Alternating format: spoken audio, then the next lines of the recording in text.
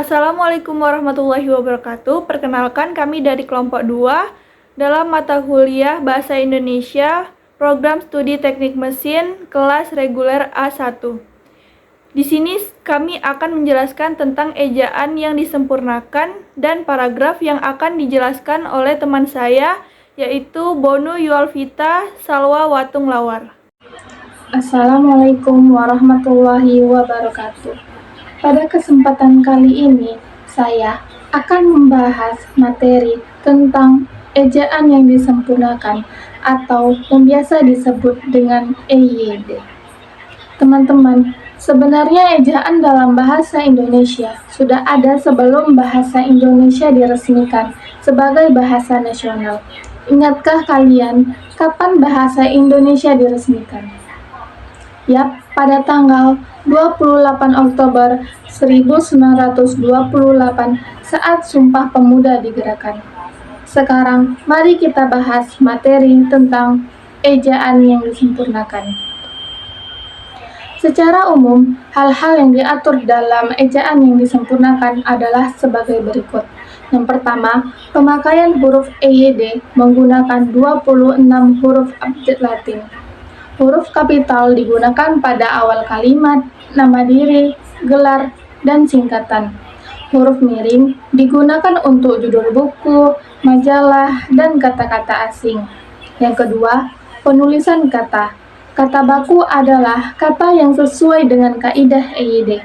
Kata baku ditulis dengan cara yang konsisten dan logis. Kata-kata asing yang diserap ke dalam bahasa Indonesia disesuaikan dengan kaidah EYD. Yang ketiga, pemakaian tanda baca. Tanda baca digunakan untuk memperjelas makna kalimat. Tanda baca yang umum digunakan adalah titik, koma, tanda seru, dan tanda tanya.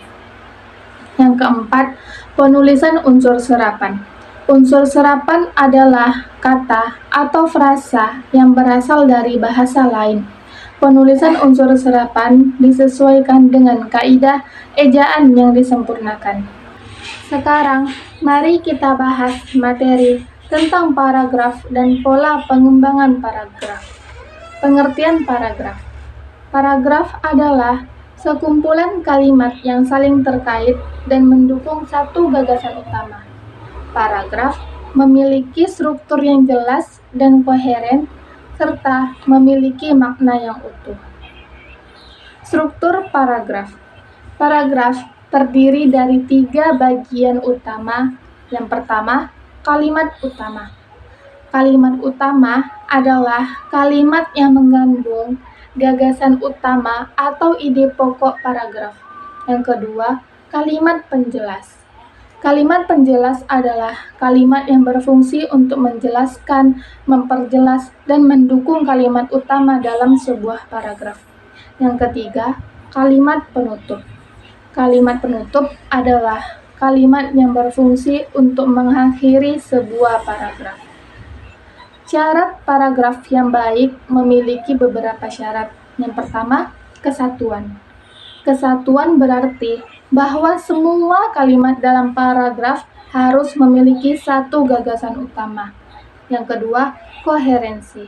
Sebuah paragraf dikatakan koheren jika kalimat-kalimat terhubung dengan baik. Yang ketiga, kelengkapan.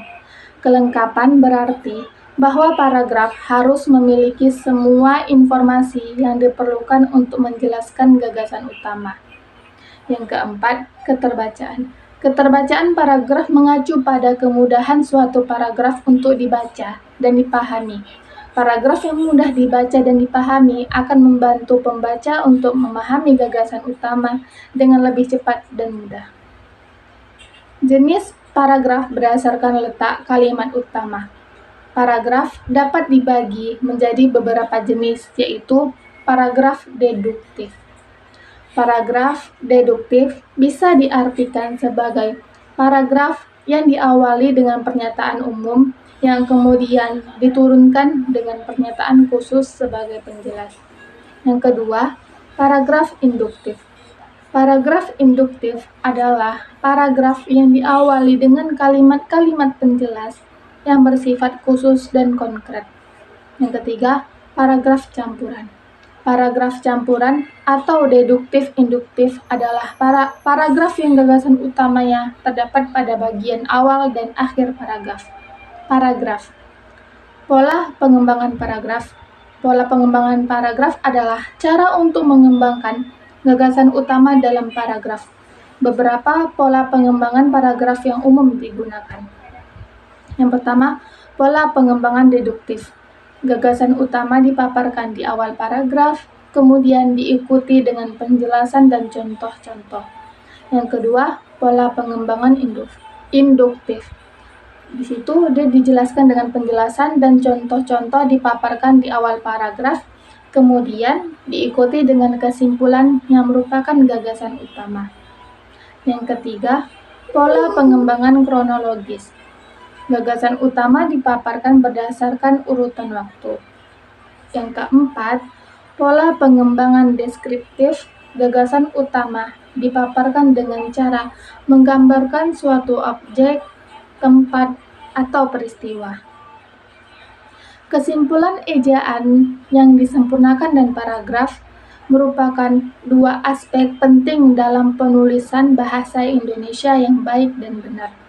EYD merupakan pedoman baku yang mengantar tentang pemakaian huruf, penulisan kata, pemakaian tanda baca, dan penulisan unsur serapan. Mempelajari EYD penting untuk menghindari kesalahan dalam penulisan, mempermudah komunikasi tertulis, dan menjaga mutu bahasa Indonesia. Saran EYD dan paragraf. Mengenai ejaan yang disempurnakan, gunakan kamus dan KBBI. Jika ragu tentang penulisan kata atau penggunaan tanda baca, cek kamus atau KBBI daring. Bacalah banyak tulisan yang baik. Membaca karya penulis ternama atau artikel di media yang kredibel dapat membantu Anda terbiasa dengan penggunaan ejaan yang disempurnakan yang baik. Mengenai paragraf, pahami struktur paragraf. Ketahui pentingnya kalimat utama, kalimat penjelas, dan kalimat penutup dalam membentuk paragraf yang baik. Latihan menulis paragraf. Biasakan diri menulis paragraf dengan tema tertentu. Fokuslah pada kesatuan, koherensi, dan kelengkapan paragraf. Sekian, terima kasih. Wassalamualaikum warahmatullahi wabarakatuh. Baik, itulah tadi pemaparan yang disampaikan oleh rekan saya. Sekarang kita masuk ke section quiz. Berikut ini adalah kalimat yang tidak padu. Manakah kata penghubung yang tepat untuk menghubungkan kalimat tersebut? Ayah saya bekerja di kantor. ... Ibu saya adalah seorang dokter. A. Tetapi. B. Dan C. Karena.